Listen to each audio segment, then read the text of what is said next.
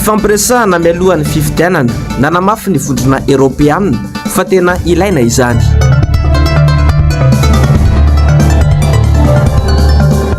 Safidim-bahoaka ataon'ny mpitondra tsinotsinona trany.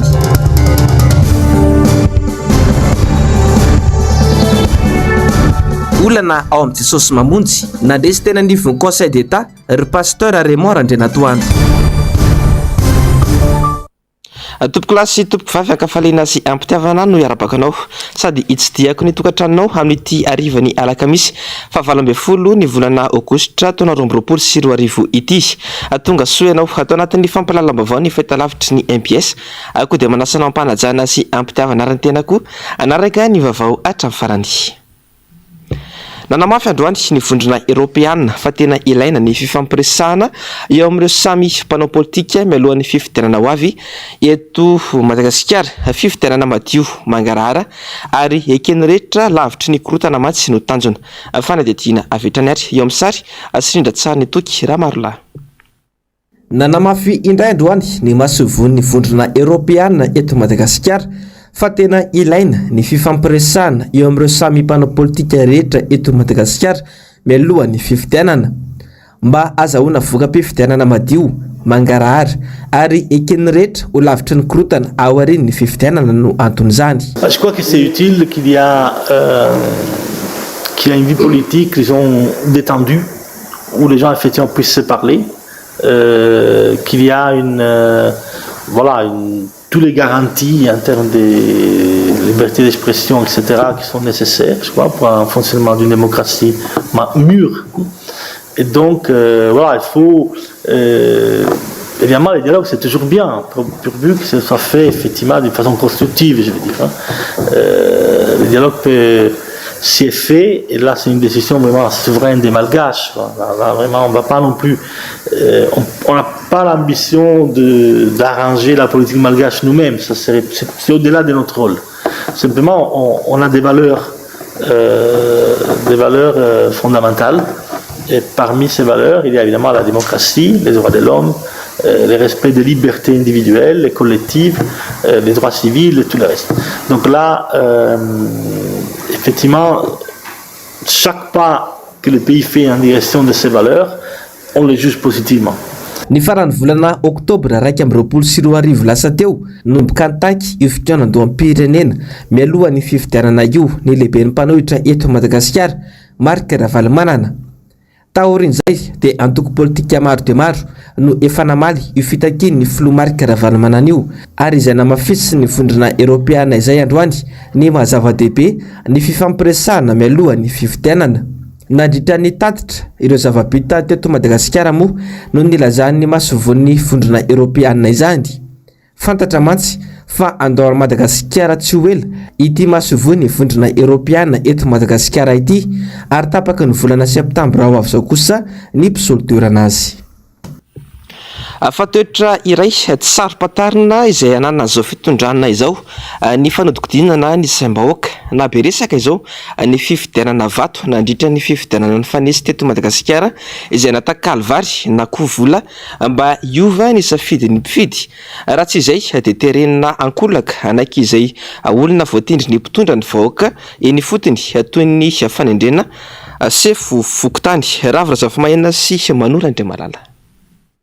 Nitovy ny faneho-kevitry ny olona fa zava-dehibe ary manana lanja ny safidy manimba zavatra ary mety hanovatra amin'ny fomba fijery ny tsirairay ny fametrahana olona antery toy eo amin'ny fokotany manakam-bahiny. Voatontona ho ny solombavam-boaka IRD vao fito ao anatin'ity boribory-tany ity no tompon'antoka amin'ny fanaovana tsinotsinona ny safidy-bahoaka ka nampiteraka savorivory sy fitokonana. Safidy-bahoaka zany tokony hanana ny zoany daholo ihany mananjina mihitsy manana ny maizy azy safidy lasa zava-pona ihany lasa ohatran'olona tsinotsinona zany ianao raha tsy mana-tsafidy. Aleo ihany ny safidy-bahoaka safidy le olo amin'ny fokotany zay mety amiko.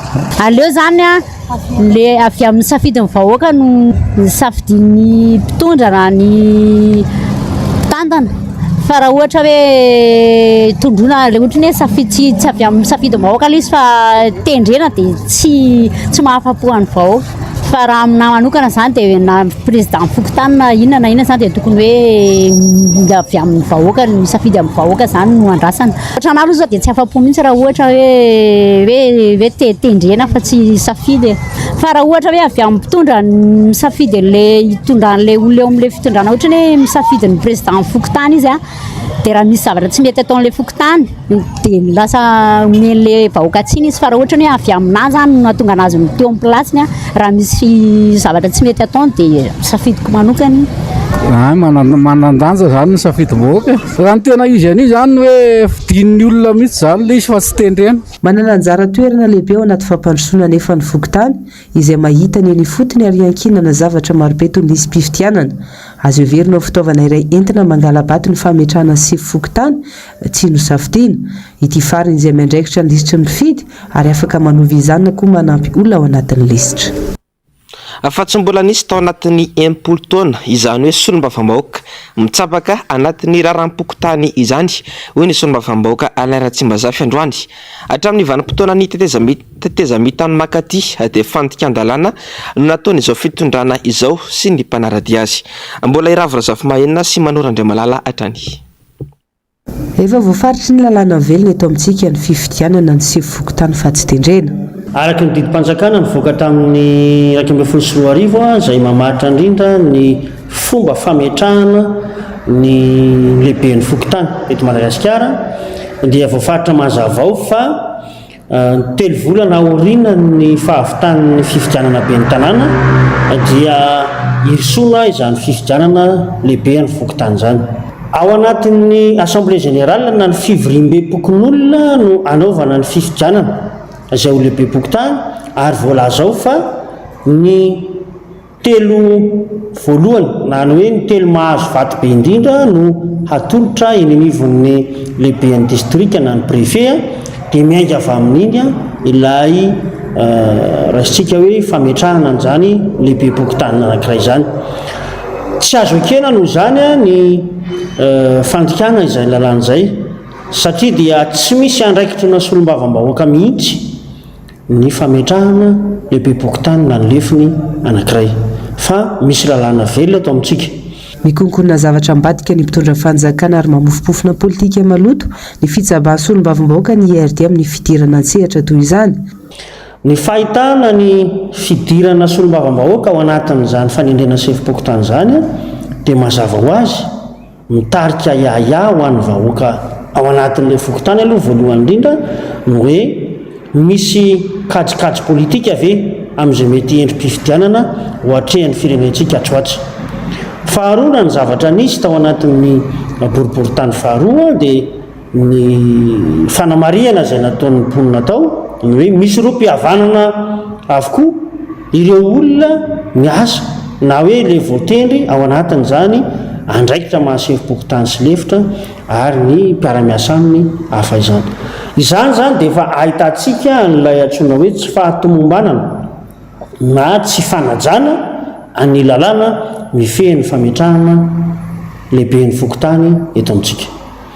Eto izay dia mbola misintona foana ny sain'ny fitondram-panjakana amin'izao fotoana izao hoe efa napetrakintsika io lalàna io dia aoka mba hanaja an'izany lalàna velona izany tsika ary irisoana farak'izay aingana ny fifidianana ny sefim-pokotany rehetra manerana Madagasikara satria hita sy tsapa amin'izao fotoana izao fa miteraka korotana eny anivon'ny fiarahamonina ity fanendrinendrena sefim-pokotany ity. Mbola tafapetraka ve ny fahaleovantena ny fokontany ao anatin'izany? Manahoana kosa no avy ny fifidianana ho avy satria mihevitra ireo olona fitondrana afa eo am-pelantanana ny zavatra rehetra ahafahana manova ny endriky ny fifidianana. Fa ny adihevitra mikasika ny antoko politika ny antsunjay atao amin'ny antoko tim ary ny fandona sy fokontany izay anisan'ny vohitra tao anatin'ny fandarana miara-manonja tamin'ity androany ity. Itsasika miray sy Mateo Prinsiary no mitondra amintsika ny fampitinana ho an'ny androany. Nitoetra amin'ny androany fampiratiana ny sary mirakitra ny tantarany antoko tim sy ny filompanorina azy marika ravalomanana ao Majangabe ho fanohizana indrindra ny fankalazana ny 20 taona ny antoko. Ity hetsika ity izay tokony ho nanomboka ny sabotsy teo saingy noho ny sakana nataon'ny fitondrana sy ny mitandro ny filaminana tany an-toerana dia tsy tanteraka. nisokatra tamin'ny fomba ofisialy iomaranio araka izany ifampirantiana ao amin'ny magro mahajanga be itoetra amin'ny sabotsy 7 aogositra izany amin'ny 8 maraina hatramin'ny 12 atoandro sy amin'ny 3 hatramin'ny 5 sasany ariva atreto mbola mampametra-panontaniana ihany ity tahotra anakanana ny esika izay ataony antokotima ity nanao tany ny IRD ny TGV zany tsisy zany tsy mahita olo TGV fa IRD izy mitambatra nanao namono tany aminy de navelan zareo manao ny arema manao mety fa nahoana ny antokotiako Madagasikara mankalaza ny 20 taonany aiza koa solana anniversaire hangataka lalana zany tsy mety zany ingahy marika ravalomany zay filoha zay tenin zareo 6% ihany azy am'izao fotoana zao hoy le madama mpiteny iny no atahoran zareo mafy tena matahotra zany zareo ary ny olona miteny hoe inona tsy korontananareo any zay tsy anakorontana firenena efa lasa mahantra be zao mbola korontana zahay hitondra rehefa avy eo de mbola hanarina de hotara fa leo hitany malagasy tsara io adalana taon'io zara raha joela raha azo 2% mety 0,0013% ny azo ny angamba amin'ity fotoana ity anisan'ny vavao nisongadina tamin'ity herinandro ity ihany koa moa ny fanoloana sefokotany teny manakambahiny izay tsy vao izao no nahenony izany tamin'ity fitondrana ity miditra antsehatra amin'ny fanoloana sefokotany mihitsy hatramin'ny solombavam-bahoaka fa nitsakitsana ny demokrasia izany hoy ny mpanao politika mbola tenenikeo ny hoe ty fitondrana ty ihany manakarotana ny fitondrana hoetiny resaka sefokotany io dia mazava ho azy fa tokony ho fidiana io zareo fitsika vao tanterana ty manakambahiny koa mikorotana be misy maromaro izy de atao tana rivorivohatra faharoa zao iny manakambahiny satria na ny antony ao anatin'ilay fotoana zany tokony mbola esan'le fokotany le président pokotany le chef pokotany ao milatsaka avy any fotsiny ny fanendrena ataon'ny ministère ny ati-tany sy ny chef district ao amin'le arrondissement de alana fotsiny le olona tena hoy za hoe za tsy mampirisika vahoaka hoe mikorotana fa ny vahoaka ao anatin'le fokotany mahita hoe inona ny matsara inona tsy matsara ny lonan'le chef pokotany satria amiko zany hatrany amin'ny chef pokotany de politizienao marina aloha fa hoe poste politique lefa le any amin'ny chef pokotany manomboka any amin'ny rafitra eto amin'ny firenena fa na zany na tsy zany ara tokony mba hajaina zay olo efa napetraka eo ary zay le mahatonga hoe rehefa hosolo le président pokotany de lefa sara ny fifidianany atreto aloha izany izay fisetsika ny fitondrana rehetra dia maneho tahotra avokoa mitady ny fomba rehetra mihitsy anakanana ny esiky ny mpanohitra sy ny antokotima midika tsy fahatokisateny zany nivoaka tamin'ny fangina kosa androany ireo mpino ao anatin'ny fiangonana Jesosy Mamonjy izay mpanaradiany mpitandrina Raymond Randrianatoandro izay voafidy ho filohan'ny filakevim-pitantanana eo anivon'ity fiangonana ity fanetetiana eo amin'ny sary Sindrantsany Toky Ramarola nandresy tena nivon'ny conseil d'état araka ny didim-pitsarana nivoaka androany ny ekipa ny mpitandrina Raymond Randrianatoandro izay tsy ahivina falany ho filohan'ny filakevim-pitantanana eo anivon'ny fiangonana Jesosy Mamonjy ankoatr'izay dia nandiso ny vavaony ely ihany koa ireto mpanaradia ny pastera ireto ambaranay mazava tsara ny zotra ara-dalàna ny fifidianana nisy ny vatotany avy amin'ny andaniny sy ny ankilany nanatrika nisy ireo komite avy amin'ny andany sy ny ankilany nanomboka hatrany amin'ny fikarakarana ny fifidianana ka hatramin'ny famoahana ny voka-pifidianana koa ny filazana sy fanambaran'ny ankilany zay rehefa nahita fa resy teo amin'ny fifidianana zay nilaza fa nanao osoka ny taty amin'ny ankilany dia ambaranay tsy pahanay marindrano tsy marina zany fanasoketana ary lainga tanteraka mazava ho azy fa baiko toromarika avy amin'ny ministère ny intérieur zay nandray an-tanana ny fandaminana raha Jesosy Mamonjy ny anaovana ny fifidianana ary izy ireo dia nandefa ny solotenany na ny tany ministère ny intérieur na ny tao amin'ny préfecture nanara-maso hatramin'ny voalohany ka hatramin'ny farany ary mazava ho azy fa manana traikefa ny amin'ny fanaovana fifidianana ny intérieur mahafantatra tsara dia mazava ho azy ny namoahany atao hoe récépissé zay ambarandreo ankilany fa hoe accusé de récépissé olona izy fa récépissé ty tompoko manambara fa ara-dalàna ny fifidianana Jesosy Mamonjy tsy vitan'izany fa mbola tsy afapo izy ireo dia notoriny indray tany amin'ny conseil d'état zany récépissé zany fa vao nivoaka koa tompoko fa resy tany amin'ny conseil d'état zareo nivoaka androany ny grosse manambara fa mbola manakery ny CA zay mijoro ankehitriny. Melohany reto mpanaradiany mpitandrina Raymond Andrianatoandro ireto ny fampiasa-kery sy ny fifamonoana eo amin'ireo sampino ary ny fandatsahana sy ny fanapotehana ny fananana iombonana eo anivon'ny fiangonana Jesosy Mamonjy. Fantatra moa fa isokatra ny fiangonana amin'ny alahady ho avy izao ary isy ny fepetra manokana hitandrona ny filaminana ao anatin'ny fiangonana Jesosy Mamonjy etsy Akorondrano. Afapotika tanteraka kosa ny lalam-pirenena fahadimy izay mampitohy an'i Tomasina sy Full Point amin'izao fotoana izao tazam-potsiny ny fahavoazana fa tsy misy mihitsy ny fandraisana andraikitra. Ity tranga ity anefa izay efa mampisy fetraka goavana amin'ny fiainana andavanandro ny mponina. Ando Miaratiana sy Andry Rakotomalala. Mampiteny moana ny faratsin-dalana amin'ny lalam-pirenena fahadimy mampitohy an'i Tomasina sy Full Point iny ankehitriny. Ny volana Aprily no makatino no mikasimba ny lalana. Saingy tsy nisy fikitiana sy fanamboarana izany ka izao potika izao. Azo ilomanosana sy ompiana trondro mihitsy ny fomba fitendry. Lalam-pirenena nefa eto ny resaka tsy mendrika ny lalana intsony fa mahamenatra. Tsy vita an'izany fa lalana tokony ho vitaina ho iray sasany atao adiny 3 sy adiny 4 amin'izao fotoana izao. Mangony fotsiny ny fahavoazan'ireo fiara mifamezivezy indrindra ireo mpitatitra izay tena misedra no mafy tanteraka. Matetika simba ny fiara. Tsy azo antoka itsony ihany koa ny fandriampahalemana eny an-dalana. Hiaretana avokoa izay miseho rehetra raha tsy te ho tapaka fivelomana. Ato anatin'ny fotoana ny fialan-tsasatra tanteraka isika izao. Anisan'ireo faritra be mpitsidika sy miala sasatra ny faritra tsy nanan'iny. Miemotra nefa ny ankamaroan'ny olona noho izay faratsin-dalanjay ka mampihena be ny tany mpiala sasatra tamin'ity taona ity. Miatraiky amin'ny vantana amin'ny fiveloman'ireo tompon-toerana nefa izany izy ireo izay mivelona amin'ny mpitsangatsangana sy mpiala sasatra rehefa fotoana tahaka izao. Vomafy amin'izany ireo plagista na ireo miasa eny amin'ny moron-dranomasina. Andohalika ny ranombary, vaky tarain'izy ireo ka mitalao amin'ny tompona andraikitra mahay fanamboatra ity lalana ity. Jaly zay satria iny antony. Taloha zao zay vahoatran'izao zay fa mahita doroana zaza. Fa tamin'ity tsy haitsy na ampianarana an'ilay ankizy. Mety ampianarana amin'ny EPP ngamba ary mety tsy omby mihitsy satria iny antony ratsy ny lalana. Taraina ny mpanao vakansy de vitsy ny tonga. Taloha zao raha ohatra tamata Full Point zao atao adiny 2 latsaka. Amin'izao izy adiny 3 adiny 4. Lalana sady lavadavoka be indrindra andro magnora sahirana. Raha tomobily kelikely aloha tsy masa mandeha aty ary zegny tegna navoanay tamin'ny taogna aty. Tegna tsisy raisiny fiainana Full Point de mangataka zany zay amin'ny président république aniasa vaventy bamboary tompoko mangataka zay fangatana ataonay eto Full Point plaziste.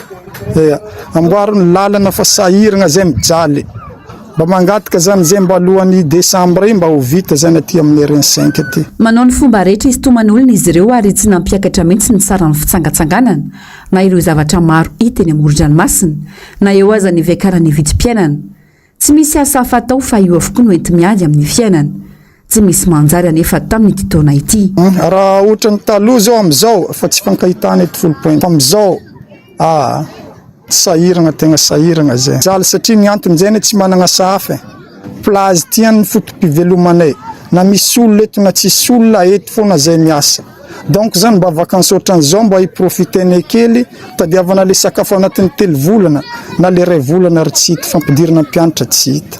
Amile vidim-piainana zany tsy de nampakatra zany zay satria ny antony client tsy de misy. Satria alohan'ny vakansy te zany efa nisy fitambaran'ny fikambanana sy zareo ao amin'ny bureau ndanapaka le prix ny menu ray zany iasany aty amin'ny plazy ty. Fa tsy de nakatra le izy mbola prix normal ihany le izy satria fantatra hoe tsy de misy vola le olona amin'izao. Faritra nisan'ny mamokatra ny faritra tsy nananosiny ary mampalaza ny Madagasikara ihany koa amin'ny fisian'ireo arena tsy tapesipesena ho aminy saingy toa atao anjorom-bala. Mamotika tanteraka ny toe-karem-pirenena nefa ny faratsin-dalana saingy mampametra-panontaniana hoe minino kipy tsy mahitsy izao fahavoazan'izao ve mpitondra fanjakana sa tsy fahaiza-mitantana tsotra izao izany. Anisan'ny fitaratra amin'ny fanamboaran-dalana ary nanao laharam-pahamehana mihitsy izany ny filoha Marc Ravalomanana tamin'ny fotoam-pitondrany ary mbola ampiasaina ankehitriny izany lalan'izany. Toa very momboka fotsiny anefa ny ezaka rehetra satria tsy misy fikojakojana, tsy misy fanamboarana fa saika tapitra potika avokoa ny lalana rehetra, tsy an-tanan-dehibe tsy ambanivohitra, tsy amin'ny lalam-pirenena. Tsy misy fampandrosoana vanina raha ny lalana natao atsirambina tahaka izao. Lafim-baovany fifamoivoizana izay hatrany dia misy 10 ny lozam-pifamoivoizana namon'olona teto Andrenivohitra ny volana Jolay lasa teo ka ny tsy fahatombana fiara no anisan'ny antony nahatonga izany.